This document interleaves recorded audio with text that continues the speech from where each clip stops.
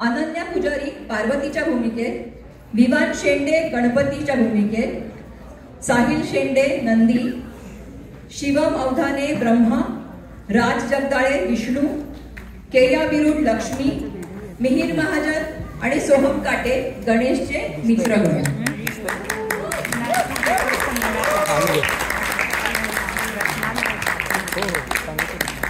वाह, काय सुंदर प्रॉप्स केले आहेत. खूप छान, खूप मेहनत केली याच्यावरती, त्यामुळे खूप खूप खूप टाळ्या झाल्या पाहिजे आधी आणि नंतर दोन्ही.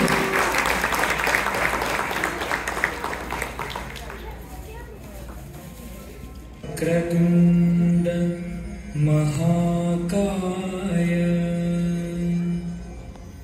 सूर्यकोटि समप्रभ निर्विघ्नं कुरु मे देव सर्वकार्येषु सर्वदा. नमस्कार. आज आपण बघणार आहोत आपल्या लाडक्या बाप्पाचा जन्म कसा झाला याची नाट्यरूपी गोष्ट.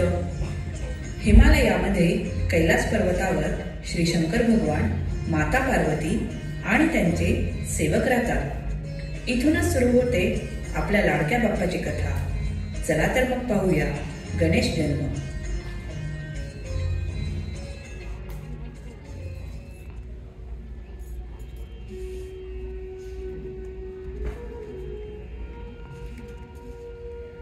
नंदी, नंदी. प्रणाम माते. नंदी, मी कक्षात स्नान करायला जात आहे, तर माझ्या परवानगीशिवाय कोणाला आत सोडू नकोस. ही तुझी जबाबदारी असेल. जशी आपली आज्ञा माते.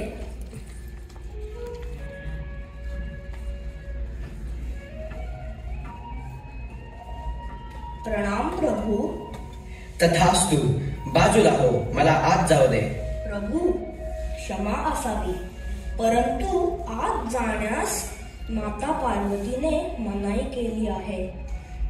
त्यांची आज्ञा आहे की त्यांच्या परवानगीशिवाय कुणालाही आत सोडू नये.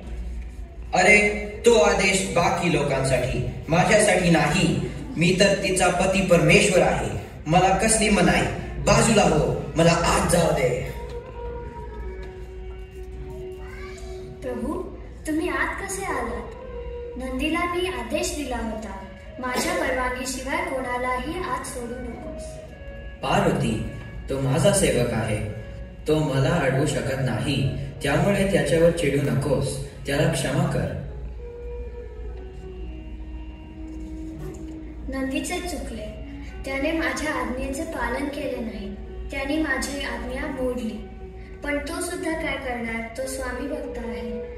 मला असा कोणीतरी गण पाहिजे जो माझा असेल आणि माझ्या आज्ञेचं पालन करेल.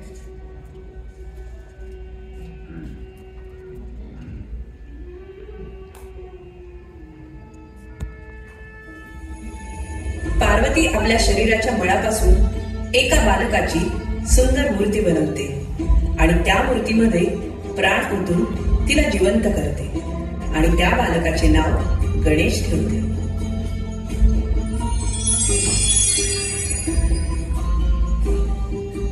प्रणाम माते.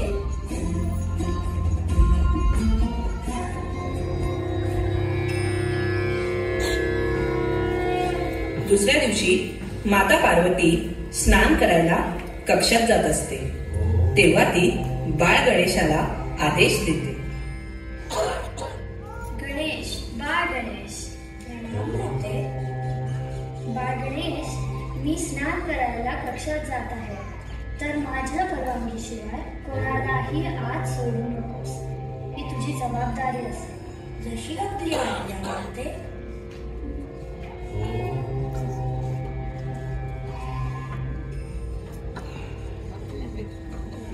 प्रभू, क्षमा असावी, परंतु तुम्ही आत जाऊ शकत नाही. हे बालक, तू कोण आहेस आणि माझा मार्ग का अडवत आहेस? मी पार्वती पुत्र गणेश. मातेची आज्ञा आहे की कुणालाही आत सोडू नये. पार्वती पुत्र गणेश, मग तो आदेश माझ्यासाठी नाही, कारण मी पार्वती पती शिवशंकर आहे. हे बालका, मार्गातून बाजूला हो. बिलकुल नाही. मी कुणालाही आत जाऊ देणार नाही. हट्ट नको करूस बालक, मार्गातून बाजूला हो. हे शक्य नाही. हे बघ, तुला माझा क्रोध माहित नाही. याचे परिणाम खूप वाईट होतील. मार्गातून बाजूला हो. परिणाम काहीही होऊ दे, मी तुम्हाला आत जाऊ देणार नाही. मूर्ख बालक!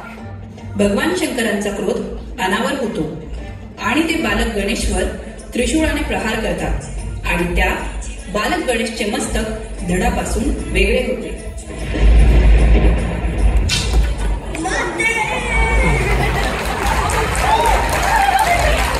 हे दृश्य पाहून इथे माता पार्वती, नंदी, ब्रह्मा, विष्णू आणि लक्ष्मी धावून येतात. प्रभू, तुम्ही हे काय केले? आपल्याच पुत्राचे प्राण घेतले.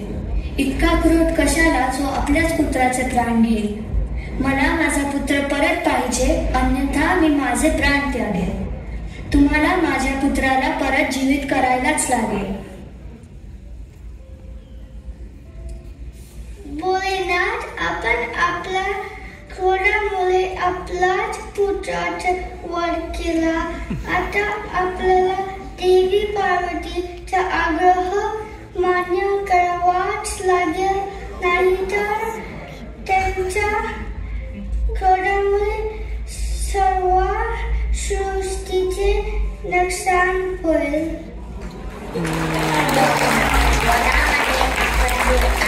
कार्य केले आहे त्याच हे प्रायश्चित आहे. अहंकाराचा त्याग करून देवी पार्वतीची प्रार्थना स्वीकार करावी. वास्तविक काका, देवी पार्वतीचा आग्रह चुकीचा नाही. हे शक्य नाही. माझ्या शस्त्राने जे मस्तक धडापासून वेगळे झाले ते परत जोडले जाऊ शकत नाही. त्यावर एक उपाय आहे. कोणी अन्य मुलाचे मस्तक जे तुमच्या शस्त्राने वेगळे झाले नाही ते आणून बाल गणेश दगडाला जोडावे. प्रभू, विचार करण्यात वेळ वाया घालू नका. लगेच आपल्या गणांना आदेश द्या. नंदी, जा अशा बालकाचे मस्तक घेऊन ये. त्याची आई त्याच्याकडे पाठ करून झोपली असेल. जशी आपली आज्ञा प्रभू. नंदी अशा बालकाला शोधण्यास निघतो. तेव्हा त्यास एका जंगलात एक हत्तीन व तिचे पिल्लू झोपलेले दिसते. त्यात ती हत्तीन आपल्या पिल्लाकडे पाठ करून झोपलेली असते. नंदी त्या हत्तीच्या पिल्लाचे मस्तक कापून कैलासात घेऊन येतो. वेळ कमी असल्यामुळे भगवान शंकरांकडे दुसरा कुठलाही पर्याय राहत नाही, म्हणून ते त्या हत्तीचे मस्तक बाल गणेशच्या धडाजवळ ठेवून ते जोडतात आणि बाल गणेशाला जीवित करतात.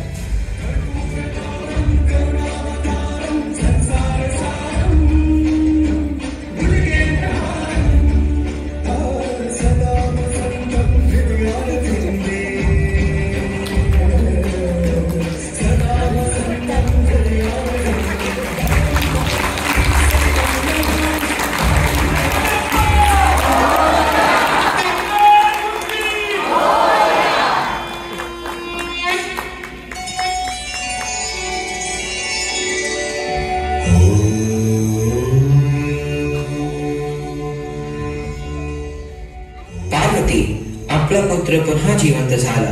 तुझी इच्छा पूर्ण झाली. प्रभू, परंतु त्याला असं बघून लोक त्याची चेष्टा करतील. असं काही होणार नाही. तू काळजी नको करू. मी या अद्भुत बालकाला वरदान देतो की युगायुगापर्यंत लोक याची पूजा करतील.